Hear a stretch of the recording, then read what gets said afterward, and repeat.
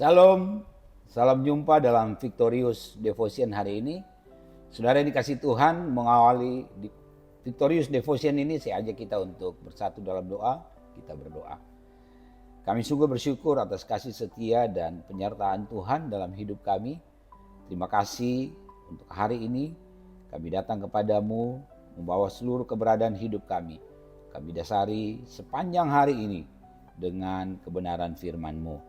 Terima kasih Tuhan, biarlah firman yang kami baca dan renungkan, kami simpan dalam hati kami dan terus kami praktekkan dalam hidup kami hari lepas hari. Hari ini kami mau terus belajar mendengarkan apa yang menjadi isi hati-Mu. Urapi hamba-Mu, urapi kami semua. Terima kasih Tuhan, dalam nama Tuhan Yesus kami berdoa, haleluya, amin. Saudara dikasih Tuhan, hari ini saya mengajak kita untuk merenungkan satu bagian firman Tuhan yang saya ambil dari kitab Galatia, pasalnya yang kedua, ayat 19 sampai ayatnya yang ke-20. Galatia pasalnya yang kedua, ayat 19 sampai ayatnya yang ke-20. Saya akan bacakan firman Tuhan ini, demikian bunyinya.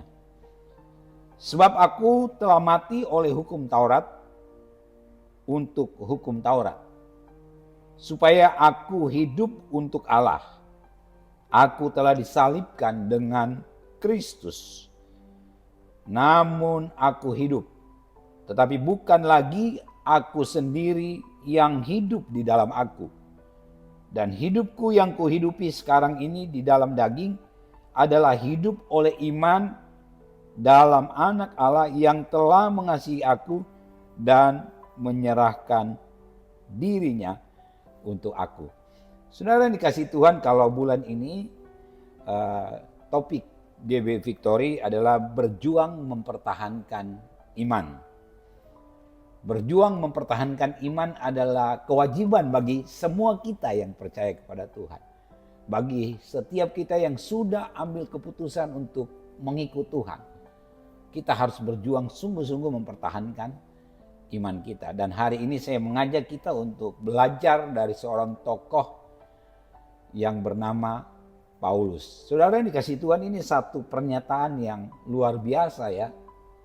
Apa yang disampaikan oleh Rasul Paulus dalam kitab Galatia ini, ayat 19 dan 20, khususnya ayat 20 dikatakan di sana, namun aku hidup, tetapi bukan lagi aku sendiri yang hidup. Wow, ini pernyataan yang berani, deklarasi iman yang sungguh-sungguh terang benderang, mau menyatakan siapa sesungguhnya Paulus setelah menerima Kristus sebagai Tuhan dan Juru Selamat. Dan menurut saya ini pernyataan yang sepertinya tidak mungkin terjadi kalau kita melihat latar belakang Paulus, seorang pembenci Kristen, seorang yang menganiaya pengikut Kristus.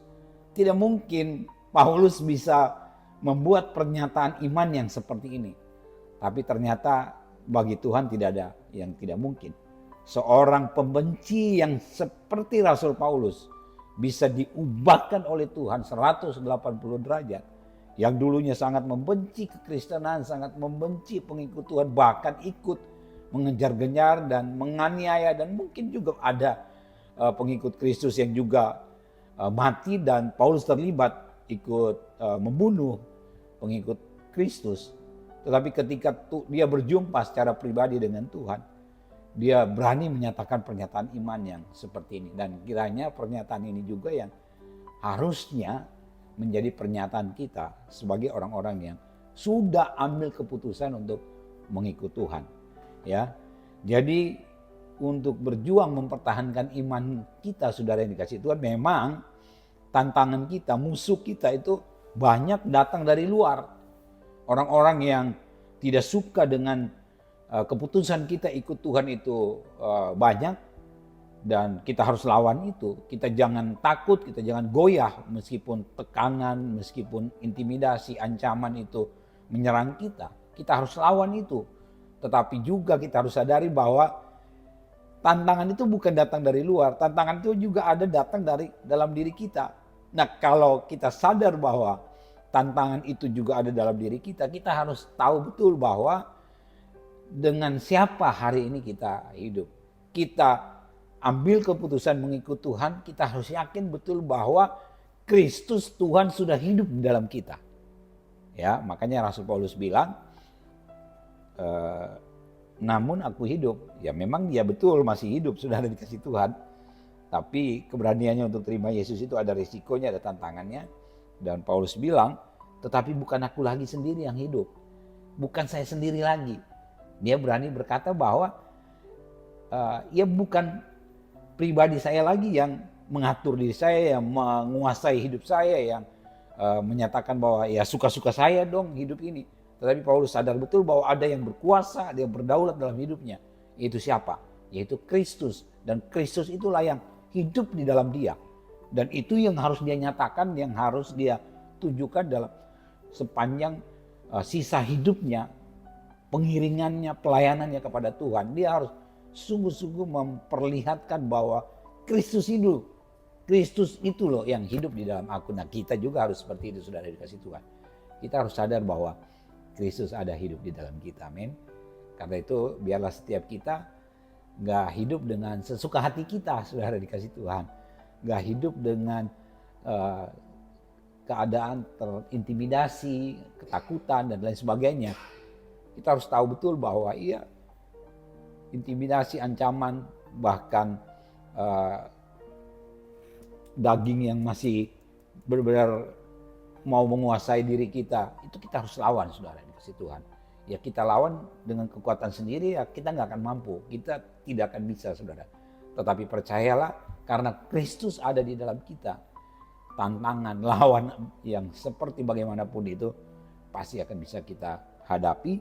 Karena apa, saudara? Karena Kristus hidup di dalam Rasul Paulus. Kristus itu juga yang hidup di dalam kita semua, saudara yang dikasih Tuhan. Makanya ayat 19 juga di sana pada bagian B dikatakan, supaya aku hidup untuk Allah. Jadi hidup yang sudah dijalani oleh Paulus di sisa hidupnya ketika dia terima Kristus itu, dia nyatakan bahwa dia hidup untuk Tuhan, ya.